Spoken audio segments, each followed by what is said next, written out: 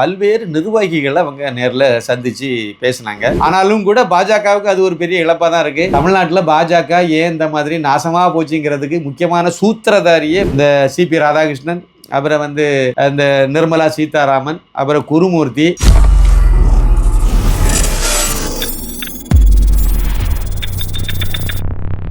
சாமானியன் குரல் தேசியவாதிகளுக்கு எனது பணிவான வணக்கம். கடந்த சில நாட்களுக்கு முன்னாடி நிதியமைச்சர் நிர்மலா சீதாராமன் அவர்கள் பாண்டிச்சேரிக்கு போயிட்டு சென்னைக்கு வந்தாங்க, காஞ்சிபுரத்துக்கு போனாங்க. இங்கே இதில் முக்கியமான ஒரு வேலையை அவங்க பார்த்தாங்க. என்ன செய்தாங்க அப்படின்னா, தமிழ்நாட்டில் உள்ள தமிழக பாஜகவினுடைய பல்வேறு நிர்வாகிகளை அவங்க நேரில் சந்தித்து பேசினாங்க.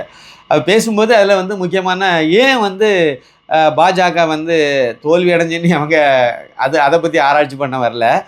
அண்ணாமலை போயிட்டாரு, ரைட்டு. அண்ணாமலைக்கு கூட பாஜகவினுடைய நிர்வாகிகள் எல்லாம் ஏன் போகிறாங்க, தொண்டர்கள் எல்லாம் ஏன் போகிறாங்க அப்படிங்கிறத பற்றி அந்த அம்மா விசாரணை நடத்தினதாக, அதை பற்றி கருத்து கேட்டதாக ஒரு தகவல்.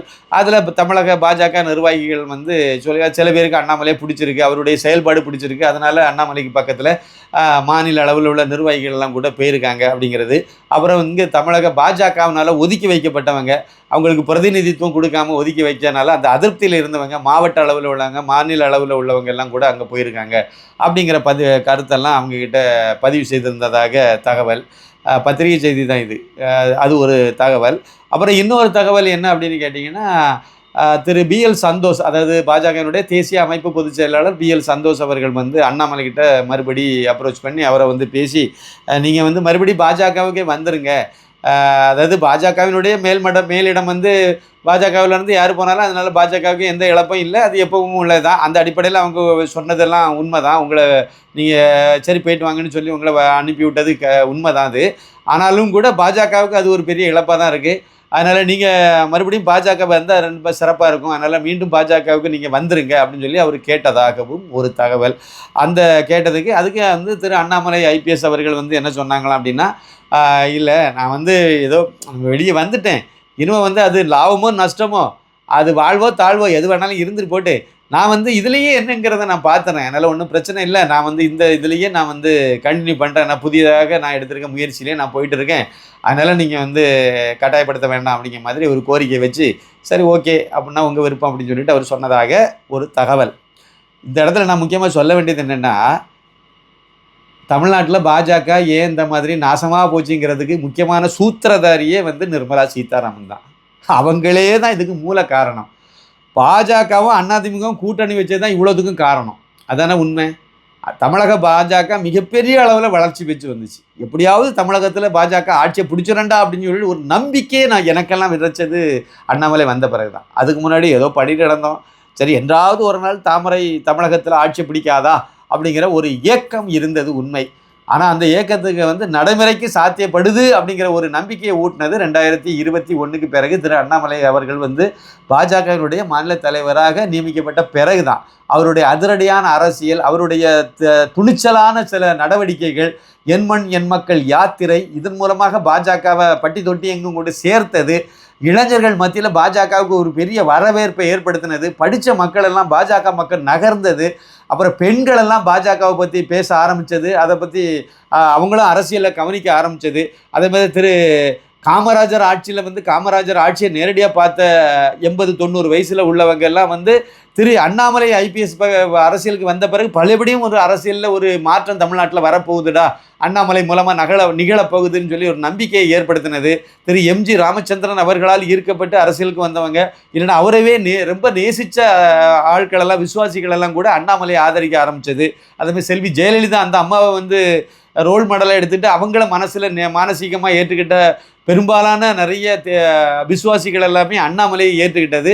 இது எல்லாமே தமிழகத்தில் ஒரு பெரிய மாற்றத்தை உருவாக்கும். திரு பாஜக மூலமாக அது நடக்க போகுது, அண்ணாமலை மூலமாக அது தமிழகத்தில் பாஜகவே அரியணங்கி கொண்டு போகுதுங்கிற மாதிரி நம்பி இருந்த நேரத்தில் தான் இந்த சிபி ராதாகிருஷ்ணன், அப்புறம் இந்த நிர்மலா சீதாராமன், அப்புறம் குருமூர்த்தி, அப்புறம் தமிழிசை, வானதி, எல்முருகன், நயனார் நாகேந்திரன், இவங்க எல்லாம் சேர்ந்து, நயனார் நாகேந்திரனுக்கு அந்த டைமில் முக்கிய பங்கத்து கிடையாது, அதனால் அவர் விட்டுருங்க, மற்ற தலைவர்கள் எல்லாரும் சேர்ந்து தான் தமிழகத்தில் அண்ணாமலையே மாநில தலைவர் பதவியிலிருந்து அகற்ற வேண்டும் என்ற ஒரே அஜெண்டாவில் அதிமுகவோட கூட்டணி வைக்கணும்னு முடிவு பண்ணாங்க.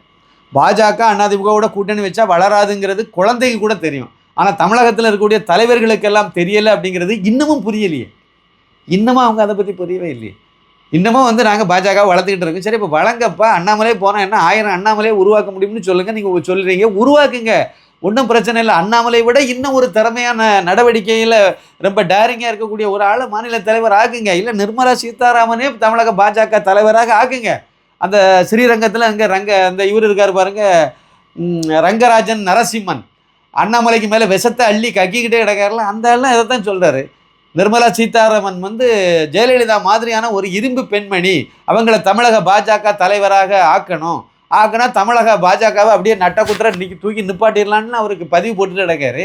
ஆக்குங்க, இல்லை குருமூர்த்தி ஆக்குங்க, இல்லை ரங்கராஜ் பாண்டே ஆக்குங்க, இல்லைனா கேடி ராகவன் ஆக்குங்க, இல்லைன்னா மாரிதாஸ் ஆக்குங்க, இல்லை கோலகலா சீனிவாசா ஆக்குங்க, இல்லை ஜேபிசி ஸ்ரீராம் இந்த சபாலஜிஸ்ட்னு இருக்கார்ல அவரை நீங்கள் ஆக்குங்க, இல்லைனா ஸ்ரீராம் சேஷாத்ரி ஆக்குங்க, இல்லைனா டெல்லியிலேருந்து ஒரு நிறைய அறிவுரை சொல்லிட்டு இருக்காருல டெல்லி ராஜகோபால் பத்திரிகையாளர், அவரை கூட்டிகிட்டு வந்து ஆக்குங்க. தமிழன் தானே வரும், ஆக்குங்க. இப்படி நிறைய பேர் இருக்காங்கல்ல. எல்முருகனை மறுபடியும் மாநில தலைவராக்கலாம்.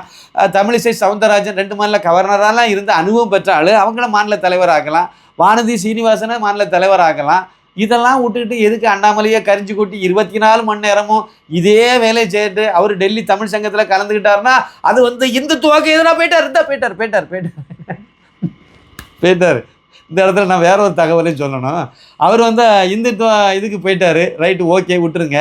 அப்போ வந்து தமிழக பாஜக வந்து திமுகவோட கூட்டணி வச்சுன்னா என்ன பண்ணுவீங்க? வைக்காதுன்னு உங்களால் சொல்ல முடியுமா? பல இடத்துல நான் இதை கேள்வி கேட்டுகிட்டே தான் வரேன். வைக்காது. நயனா நாகேந்திரன் இதே கேள்வி கேட்கும்போது அவர் வந்து அது தேர்தல் நேரத்தில் தாங்க நாங்கள் அதை முடிவு பண்ணுவோம், அதெல்லாம் இப்போ முடிவு பண்ண முடியாதுல்ல, முடிஞ்சு போச்சா கதை. அப்போ வைக்க மாட்டேன்னு உறுதியாக உங்களால் சொல்ல முடியுதா? இல்லை. தமிழிசை அது வச்சாலும் வைப்போம், அதனால என்னத்த இருக்குது? அப்போ நீங்கள் யாரை முட்டாளாக்கிற பார்க்குறீங்க? திரு அண்ணாமலை IPS அவர்கள் வந்து அமெரிக்காவில் போய் அங்கே திமுகவுக்கு ஆதரவான ஒரு தமிழ்ச்சங்கம்னு சொல்லப்படுது, அவ்வளோதான். ஆனால் அந்த தமிழ்ச்சங்க நிகழ்ச்சியில் கலந்துக்கிட்டால் அது வந்து இந்து விரோதம். ஆனால் அதே சமயத்தில் வந்து தமிழகத்தில் வந்து பாஜக வந்து அண்ணாமலை திமுக கூட கூட்டணி வச்சா அது வந்து நல்லிணக்கம், அப்படி தானே? எனக்கு அந்த முரண்பாடு வந்து அது இதுக்கு முன்னாடி திமுக கூட கூட்டணி வைக்கலையா? அப்படி வைக்க போகிறீங்கன்னு தெரிஞ்சு தானே அண்ணாமலையே வெளியே வந்தார். அதுக்கு பிறகு நீங்கள் வந்து ஆராய்ச்சி பண்ணி அவரை திட்டி என்னத்தான் இருக்குன்னா அதை தான் சொல்லுவார். எதுக்கு திட்டணும்? நான் என்னை பொறுத்த வரைக்கும் நீங்கள் அர்ஜுன் சம்பத் அவர் ஒரு இந்து மக்கள் கட்சின்னு வச்சுருக்காரு. பாலசுப்ரமணியம் அவர் வந்து இந்து மகாசபா அவர் வச்சுருக்காரு. இதை மாதிரி நிறைய பேர் நிறைய இதெல்லாம் இந்து அமைப்புகள்லாம் வச்சுருக்காங்க. அதே மாதிரி அண்ணாமலையும் ஒரு பெரிய இந்த அமைப்போ பொதுவான அமைப்போ ஏதாவது ஒரு அரசியல் கட்சி ஆரம்பிக்க நல்லது தானேங்க. அது நமக்கு தமிழகத்துக்கு நல்லது தானே. அது வர வர வர வர நமக்கு நல்லது. ஒரு பாயிண்டில் நமக்கு தானே அது நன்மை பயக்கும். இந்த குறைந்தபட்ச புரிதல் கூட இல்லாமல் இருக்கக்கூடியவங்களுக்கெல்லாம் ஒரு பெரிய ஒரு இதாக இருக்க மாதிரி என்ன அது வந்து போயிட்டாரு வச்சுட்டாரு இதெல்லாம் சொல்லிட்டு இருக்கீங்க. இப்போ என்ன சொல்ல வரேன் அப்படின்னா, தமிழகத்தில் பாஜக அதிமுக கூட்டணி வச்சதுனால தான் இவ்வளோ பெரிய ஒரு வாய்ப்பு வந்தது, கை நழுவி போச்சுது. வெண்ணை திரண்டு வரும்போது தாலியை உடைத்த கதையாக இவங்க அந்த கும்பல் அவ்வளோ இந்த கலைகளெல்லாம் சேர்ந்து தமிழகத்தில் அழகாக வளர்ந்து வந்த ஒரு பயிரை வந்து நாசம் பண்ணிட்டாங்கங்கிறது தான் என்னுடைய கருத்து. ஆனால் அதுதான் உண்மை. அந்த உண்மையை யாருமே ஒத்துக்க மாட்டேங்கிறாங்க. அந்த உண்மைக்கு என்ன ரெமிடிங்கிறதே கண்டுபிடிக்க மாட்டேங்கிறாங்க. அதை பற்றி பேசவே தயாராக இல்லை. ஆனால் இதுக்கு யாரெல்லாம் காரணமோ அவங்க தான் காரணத்தை என்ன நடந்துன்னு விசாரணை நடத்துகிறாங்களாம். இவங்க தான் அதுக்கு ஆராய்ச்சி பண்ணுறாங்களாம், ஆலோசனை பண்ணுறாங்களாம். உயர்மட்டத்தில் பேசுகிறாங்க, கீழ்மட்டத்தில் பேசுகிறாங்க. உண்மையிலேயே என்ன பண்ணுனா நல்லா இருக்கும், பாஜக மறுபடியும் எப்படி வளரும் அப்படிங்கிற பற்றி யோசிச்ச மாதிரி தெரில. ஏதோ மாற்றம் வரலாம்ங்கிறாங்க, வராதுங்கிறாங்க, என்னத்தை வேணால் செய்துட்டு போங்க. ஆனால் என்னை பொறுத்த வரைக்கும் நிர்மலா சீதாராமன் வந்து அமைச்சர் பதவியிலேருந்து தூக்குவாங்க. என்னோட கேட்டிங்கன்னா நீங்கள் ஒரு வாய்ப்பவே கொடுக்கலாம். அதான் பாஜகவே தமிழ்நாட்டில் வந்து குழி தோண்டி மூடியாச்சு. அதனால் இனிமேல் யாரை வேணாலும் சும்மா டெஸ்ட் பண்ணலாம், ஒன்றும் தப்பே கிடையாது. இன்னும் அவங்கள ஒரு வருஷமாவது தமிழக பாஜக தலைவரை வச்சு பாஜக கட்சியை வளர்க்குறதுக்கு முயற்சி பண்ணால் என்ன தப்புன்னு கேட்குறேன். இல்லைன்னா நான் ஒரு பெரிய பட்டியல் வாசித்தேன் பார்த்தீங்களா, அதில் யாரையாவது ஒரு மாநில தலைவர் ஆக்கி கட்சியை வளங்க. அண்ணாமலையை விட நீ பயங்கர வேகமாக வரணும். அண்ணாமலைக்கு ஹெலிகாப்டர் தானே, உனக்கு தனி விமானமே தாரோம், கட்சியை வளப்போ.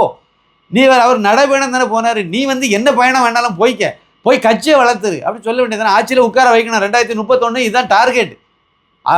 அமித்ஷா வந்து அடுத்த இலக்கு தமிழகம் தானே வச்சுட்டாரு அப்படின்னு சொல்லி SR சேகர்லேருந்து KT ராகவன்லேருந்து எல்லாரும் சொல்லிட்டு இருக்காங்க. முக்கியமான ஒரு ஆளை மறந்துட்டேன். நம்ம இவரே கூட தலைவர் ஆக்குறாங்க. நம்ம வந்து கல்யாணராமனை வந்து தமிழக பாஜக தலைவர் ஆக்கலாம் சார். தமிழக பாஜக தலைவர் ஆக்குங்க, கட்சியை வளர்த்து விடுவார். கட்சியை வளர்க்குறாரே இல்லையா, அவருக்கு பிஸ்னஸை நல்லா வளர்ப்பார்.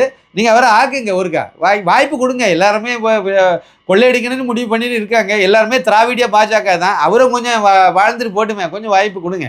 அதனால் வந்து நான் என்ன சொல்ல வரேன்னா, தமிழக பாஜகவில் களைகளை பிடுங்காத வரை தமிழக பாஜக என்கின்ற பயிர் வளராது. எங்கள் ஊரில் விதை போட்டு பாஜகவை வளர வச்ச ஒரு காரியகர்த்தாங்கிற அடிப்படையில் தைரியமாக நான் இதை சொல்ல முடியும். இப்போவும் நான் சொல்கிறதுக்கு நோக்கமே, எப்படியாவது பாஜக மறுபடியும் வளர்றதுக்கு ஏதாவது வாய்ப்புகள் உருவாகிறாதா அப்படிங்கிற ஒரு நப்ப ஆசையில் தான் சொல்லிகிட்டு இருக்கேன். வேறு எந்த நோக்கமும் நமக்கு கிடையாது. நமக்கு தேசியம், அவ்வளோதான். அதனால் வந்து இதுதான் என்னுடைய கருத்து.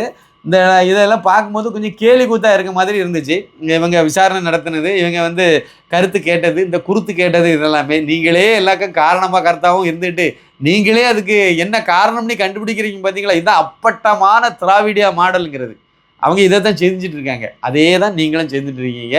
ஒரு பெரியவர், அழகான ஒரு ஆர்எஸ்எஸ்னுடைய ஒரு மூத்த காரியகர்த்தா ஒருத்தர் வந்து அழகான ஒரு பயணம் சொன்னார். தமிழக ஆர்எஸ்எஸ் பாஜகவாக மாறி ஆண்டுகள் பல ஆகிவிட்டன அப்படின்னு சொன்னாங்க. அதாவது பாஜகன்னா அரசியல் கட்சி, இந்த அரசியலில் அங்கேயும் வந்துட்டுங்கிற மாதிரி கருத்தில் சொல்லியிருந்தாங்க. என்னுடைய கருத்து என்னவா இருந்ததுன்னா, தமிழக பாஜக திராவிடியா பாஜகவாக மாறி பல ஆண்டுகள் ஆகிவிட்டன அப்படிங்கிறது தான் என்னுடைய கருத்து. இதுவரைக்கும் மோடியின் தமிழகம் புத்தகம் வாங்காதவங்க அவசியம் வாங்கி படிக்கணுங்கிறது என்னுடைய பணிவான வேண்டுகோள். தமிழகம் பாண்டிச்சேரியில் கொரியர் செலவோடு சேர்த்து இந்த புத்தகத்தினுடைய விலை 400 ரூபாய். மற்ற மாநிலங்களுக்கு 450 ரூபாய். 9092345641 இது வாட்ஸ்அப் நம்பர். இதே நம்பர் தான். இந்த நம்பருக்கு அட்ரஸை நீங்கள் அனுப்பிவிடுங்க. ஜிபே அல்லது ஃபோன்பே நம்பரும் இதே நம்பர் தான். அதில் வந்து ஜிபே அல்லது ஃபோன்பேயில் பணத்தை அனுப்பிட்டு அந்த ரிசிப்டை வந்து அந்த ஸ்க்ரீன்ஷாட்டை வந்து நீங்கள் எனக்கு இதே நம்பருக்கு வாட்ஸ்அப்பில் நீங்கள் ஷேர் பண்ணிடலாம். புக்கு வந்து உங்கள் வீட்டுக்கு வந்துடும். நன்றி, வணக்கம்.